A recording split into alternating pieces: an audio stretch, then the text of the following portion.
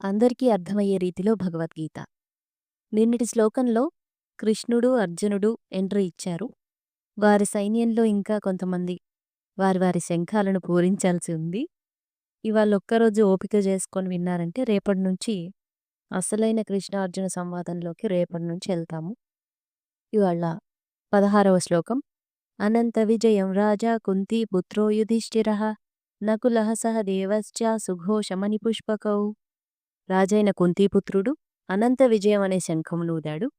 నకుల సహదేవులు సుఘోష మణిపుష్పకం అనే శంఖాలను పూరించారు.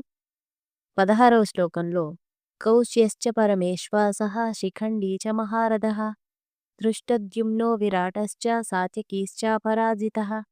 18వ శ్లోకం. ద్రుపదో ద్రౌపదేయాశ్చ సర్వశః పృథివీపతే సౌభద్రశ్చ మహాబాహు శంఖాన్ దద్ముః పృథక్ పృథక్.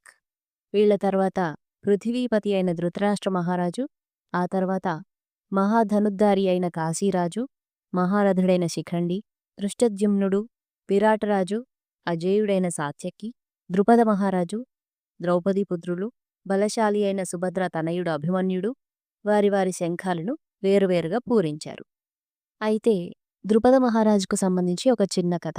ద్రుపద మహారాజుకు సంతానం లేక శంకరుణ్ణి ఉపాసించారు. శంకరుడు జాలిపడి సంతానం ప్రసాదించాడు గాని ఆడబిడ్డ జన్మించింది. ద్రుపదుడు తనకు పుత్రుడే కావాలని వేడుకుంటే ఆ ఆడబిడ్డనే కొంతకాలం తర్వాత మగవాడవుతాడని చెప్పాడు. ఈ ద్రుపద దంపతులు ఆ సంతానాన్ని మగవాని వేషభాషలతోనే పెంచారు. అడవికి వెళ్ళి ఒక యక్షుణ్ణి కలుసుకున్నప్పుడు వాళ్ళ దయనీయ స్థితి చెప్పినప్పుడు అతని పురుషత్వంని కొంతకాలం శిఖండికిచ్చి ఆ స్త్రీత్వాన్ని స్వీకరించాడట. తరువాత కుబేరుని శాపం వల్ల ఆ యక్షుడు జీవితాంతం స్త్రీగానే ఉండిపోయాడు. అతని పురుషతత్వాన్ని శిఖండి పూర్తిగా పొందాడు. అప్పుడు శిఖండి గొప్ప శూరుడై మహారథి అయ్యాడు. అయినప్పటికీ భీష్ముడు మాత్రం అతన్ని స్త్రీగానే పరిగణిస్తాడు.